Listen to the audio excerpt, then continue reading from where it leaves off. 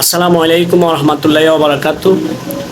দর্শক, আজকে অন্যরকম একটা ভিডিও নিয়ে আসছি আপনাদের মাঝে। আমাদের এলাকায় যে টিপু সুলতান নামে যে ছেলেটা গ্রেপ্তার হয়েছে, তাকেই গ্রেপ্তার করছে, ভালো করছে।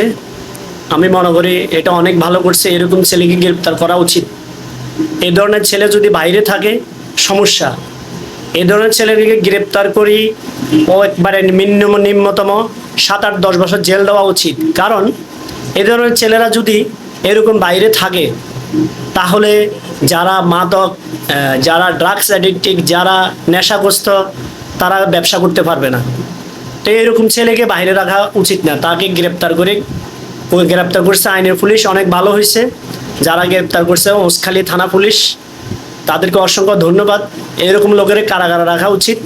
ওরে কারাগারে রাখি ভালো করে রিমান্ডে দেওয়া উচিত, তার সাথে কে কে জড়িত আছে। তো সেই জন্য আমি একটা কথা বলতে চাই, এই দুনিয়াতে ভালো মানুষের দাম নাই। যে ছেলেটা আমরা দেখছি যখন থেকে ও বিভিন্ন কন্টেন্ট তৈরি করে, মানবতা নিয়ে, বিভিন্ন ধরনের ভালো কিছু নিয়ে সবসময় কন্টেন্ট তৈরি করে ছেলেটা, আমরা সবসময় দেখি।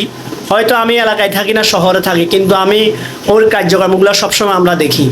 কারণ সে ভালো ভালো কন্টেন্ট তৈরি করে, এলাকায় যারা মানবতা জীবনযাপন করে তাদেরকে ভালো কিছু দেয়, সবসময় তাদেরকে হেল্প করে, সহযোগিতা করে। যারা প্রবাসী ভাইয়েরা আছে তারা সবসময় তাকে হেল্প করে, তার বিনিময়ে সাধারণ মানুষ কিছুটা হলেও উপকৃত হয়। কিন্তু এখন দেখতেছি তার পিছনে এমনভাবে লোক লাগি তাকে এখন যে কোনোভাবে ভাসিয়ে দেওয়া হয়েছে। সে এখন বর্তমানে পুলিশে নিয়ে গেছে, তাকে গ্রেপ্তার করছে শুনছি। তবে যেহেতু আমি দেখি নাই, তবে আমি শুনছি। তবে আমি বলবো এরকম অন্যায়ভাবে কাউকে গ্রেপ্তার করা উচিত না। আপনারা এটা ভালোভাবে তদন্ত করেন। আইনের লোকদেরকে বলবো আপনারা তদন্ত করে, যদি সঠিক ওরকম কোনো সমস্যা হয় তাহলে তাকে গ্রেপ্তার করুন, না হয় তাকে নিঃশর্ত মুক্তি দেন। তাহলে সে তার যে কন্টেন্টগুলো তৈরি করে মানবতার কাজে, আমি মনে করি এগুলা চালিয়ে যাও, তাহলে আর ভবিষ্যতে অনেক কিছু করতে পারবে।